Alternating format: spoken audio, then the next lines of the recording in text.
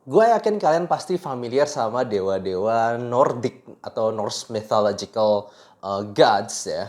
Seperti siapa nggak tahu Thor, Loki, Odin itu semua gara-gara ya Marvel juga sih. Tapi di game apa kan juga ada banyak.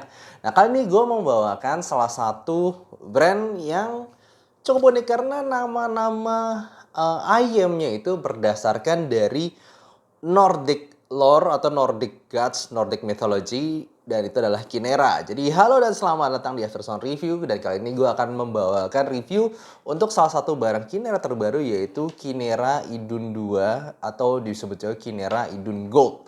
Jadi sebelumnya thank you dulu untuk Kinera yang udah kirimin gue ayam Kinera Idun 2 Golden ini ke gue untuk gue review, dan harganya sendiri adalah sekitar $169.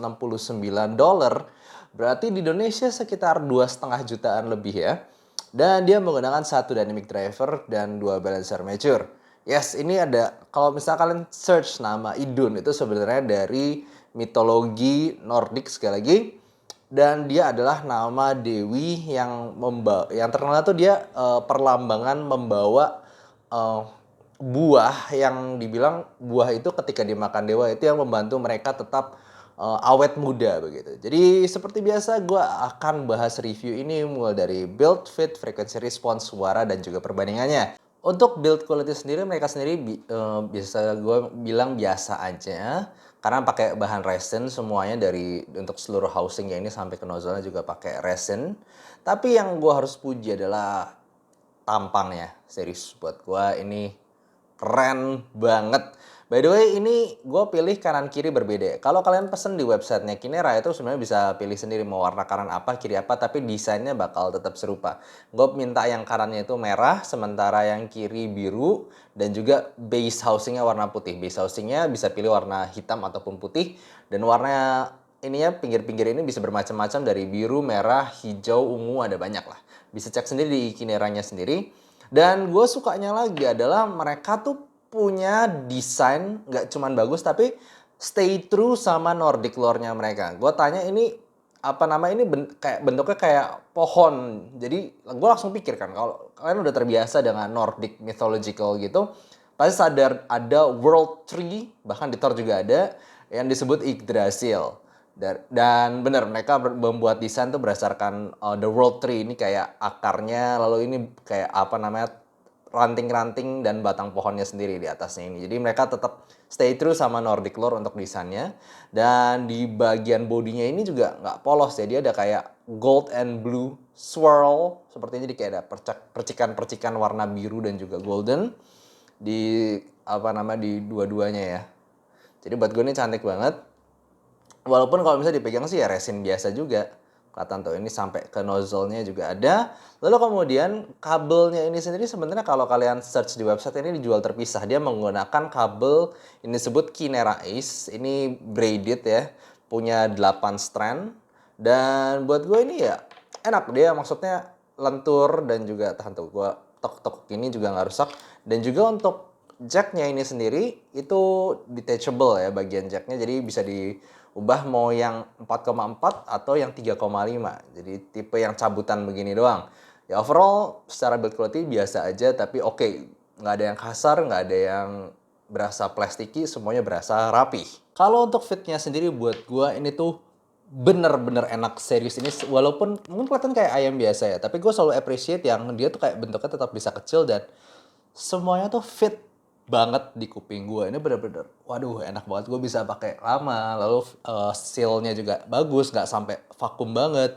Gue bener-bener suka sih sama fitnya ini. Entah gimana mereka tuh punya lekukan dan juga ukuran yang bener-bener pas di kuping gue. Ya, gue tau ini subjektif, tapi buat gue ini secara fit perfect tuh buat gue. Bener-bener enak.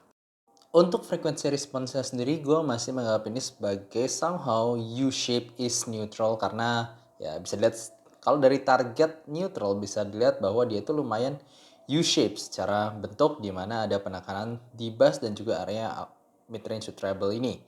Tapi itu pun tidak terlalu tinggi-tinggi banget. Jadi makanya gue bilang agak U-shape neutral-ish. Nggak sampai U-shape banget tapi juga nggak bisa dibilang netral banget. Oke, kalau suaranya sendiri sih gue udah coba pakai iBasso DX160 ataupun gue coba pakai iFi Zen Air Deck dan juga HP gue sendiri Samsung Galaxy S10 Plus. Dan buat gue ayam ini tidak terlalu sulit di drive. Jadi lu bisa pakai banyak pakai HP buat gue juga. Oke. Dan kalau misalnya kita ngomong tentang signature suaranya sendiri, gue pertama kali gue denger ini sedikit underwhelming karena buat gue ya biasa aja. Tapi setelah lama-lama gue denger, gue mulai appreciate dan bahkan gue sekarang ini sangat appreciate karena seolah dia bisa mendapatkan tonal balance itu di antara satu netral dan juga fun. Dia nggak sampai fun-fun banget, dia juga nggak sampai netral-netral banget boring gitu. Jadi kayak di antara dia punya bass yang cukup gebuk, yang masih fun tapi almost neutral rasanya, almost neutral. Dan juga ya mid range dan treble juga berasa seperti itu. Kalau maling ada salah satu yang kadang berasa out of place, agak sedikit energik, itu kadang treble-nya di beberapa bagian gitu, di beberapa lagu, itu kadang sekali itu bisa agak kasar, tapi itu sedikit, gue ngomong sedikit aja. Tapi selain itu buat gue ini adalah ayam yang gue nggak nyangka gue sangat suka tuningnya. Dia berhasil kayak menemukan batas di antara neutral dan juga fun, tapi kita masih dapat sedikit neutralnya gitu yang nggak yang semuanya balance rasanya ditambah tapi ada sedikit faktor funnya juga. So, gue langsung aja bahas dari satu-satu. Mulai dari bassnya. Ini bass yang kalau misalnya kita lihat secara frequency response itu bener-bener kayak flat ya. Dari sub bass sampai mid bass itu dia cukup flat. Dan itulah yang gue juga rasakan di sini. Very balance untuk porsi mid bass sub bassnya sendiri. Cuman gara-gara nggak terlalu ada cenderung dia tebel di sub bass ataupun mid bass gitu. Lu bakal ngerasa ini bassnya selalu ada di setiap lagu tapi nggak di push. Jadi gue satu kali langsung ngomong ini bukan untuk bass head. Tapi gue suka tekstur bass dan gebukan bassnya ini yang cukup natural. Dia berasa kayak bounciness, kayak apa ya, mantulnya ala Dede gitu. Masih berasa, tapi transient speednya cukup cepet. Dan juga kekontrol banget, nggak ada bleed to mid range, nggak ada juga yang dia terlalu lambat, bumi gitu, nggak. Ini very well controlled. Sekali lagi, gue langsung ngomong lagi. Dia almost kayak neutral, tapi masih ada sedikit fun factor-nya juga. Jadi gue denger EDM tuh masih oke. Gue dengerin lagu-lagu anime yang energik itu masih oke gitu. Jadi gue suka lah tipe kayak gini bassnya. Tapi ya sekali lagi, gue langsung aja ngomong ini bukan untuk bass head. Dan mid range-nya, ini mid range untuk beberapa orang yang udah nyoba ini, dia sekali lagi bisa menemukan balancing antara vokal male dan female dan juga dengerin instrumental kayak gitar dan piano itu semuanya tuh berasa almost seperti yang gue rasakan di Swanergy. Emang secara frequency response agak beda, tapi sensasi yang gue rasakan tuh balancingnya itu yang gue suka banget. Jadi gue nggak ngerasa dia terlalu tipis, nggak terlalu dia tebel juga, nggak juga boring, dan nggak juga terlalu energik. Kayak semuanya tuh proper buat gue. Maksudnya gue dengerin Il Divo, gue dengerin Diana Krall, gue dengerin bahkan Lisa Blackpink sampai Lisa yang Jepang gitu. Itu gue ngerasa kayak semua vokal di sini tuh nggak terlalu maju, nggak terlalu mundur, ya proper aja. Semuanya tuh natural dan juga tertata dengan baik. Nggak ada sibilance, nggak ada yang kasar. Dan tetap bisa menampilkan sesuatu yang sweet, tetap bisa menampilkan vokal-vokal yang juga bikin lagi. Ini proper vokal yang gue bisa bilang. Treble-nya mungkin bukan salah satu, sorry. Treble-nya adalah satu-satunya bagian yang gue pribadi kurang suka. Karena maksudnya gue suka bass-nya, gue suka mid-range-nya. Bahkan ini koheren banget gitu, karena bass-nya cepet, lalu mid-range-nya itu nggak terlalu tipis, jadi nggak terlalu kerasa detachable ya, bukan detachable. Nggak terlalu berasa terpisah antara bass yang gede banget ataupun mid yang tipis banget, nggak. Dua-duanya tuh balance, jadi kayak gue ngerasa semuanya itu koheren dari bass sampai mid-range-nya. Tapi di treble-nya ini, gue tadi kan ngomong bass sama mid-range-nya itu natural. Di treble-nya ini kadang ya, gue ngomong kadang, kalau gue denger lagu-lagu lama judulnya kayak Son of Man dari Phil Collins, ataupun gue dengerin lagunya Ed Sheeran yang Galway Girl, itu kadang sedikit sekali, itu kadang bisa out of place gitu. Kadang timbre BA-nya itu berasa jadi kayak rada plastiki, sedikit kasar di treble. Tapi sekali gue ngomong ini sedikit, jadi nggak untuk semua lagu. Untuk kebanyakan lagu gue denger malah fine-fine aja, treble-nya cukup ada, dan sekali lagi dia kayak batas antara nyaris energik, lalu kemudian juga nyaris nggak netral juga sih. Gue ngerasa ada sedikit push di treble, jadi bikin kayak signature-nya almost U-shaped gitu. Cuman jadinya treble-nya ini yang kadang-kadang di beberapa tempat gue bisa kerasa kasar. Tapi selain itu, buat gue tonal balance-nya kalau kita ngomongin overall secara keseluruhan, ini gue sangat-sangat suka.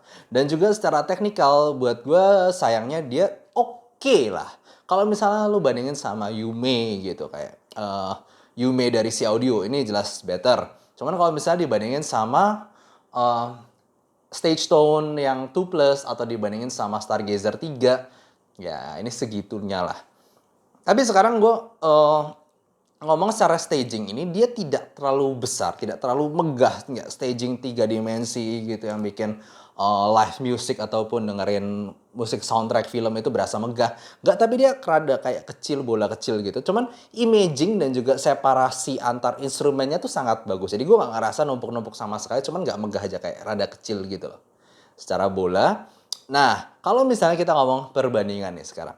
Kalau misalnya dibanding dengan Stage Tone 2 Plus dan juga Stargazer 3 dari Seventh Acoustic, buat gue ayam ini tuh yang paling netral simply suaranya. Kalau Stargazer 3 kan almost Harman-ish suaranya. Kalau yang si Stage Tone 2 Plus itu rada mild V-shape. Tapi dua-duanya tetap bagus. Nah di sini sama, kalau lu tanya gue sama paling suka ini. Dia paling almost neutral gitu. Tapi sekaligus masih ada sedikit-sedikit fun-nya. Ini subjektif, tapi gue ngomong tiga-tiganya bagus. Tapi kalau misalnya kita ngomong secara resolusi dan detail, ada yang buat gue beberapa ayam yang lebih bagus di harga. Maksudnya kita ngomong ini kan harga 2,5 juta ya.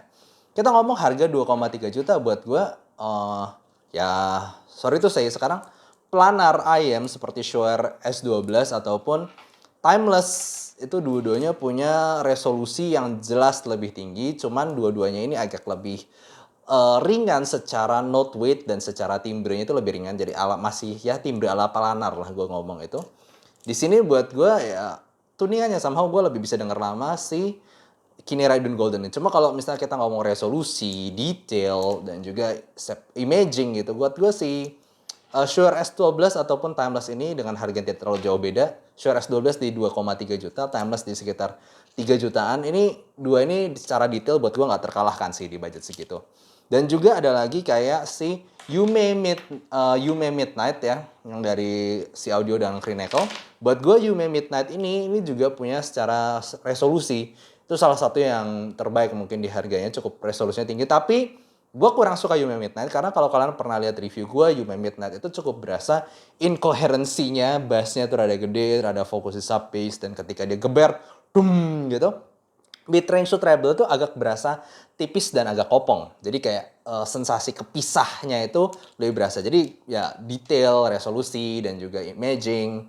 Gue ngerasa Yume Midnight-nya better. Tapi kalau lu tanya gue secara keseluruhan tetap lebih suka yang lebih koheren. Yang gue suka sekali lagi ini lebih ke tuning dan fit. Kalau buat gue pribadi, fitnya tuh enak banget.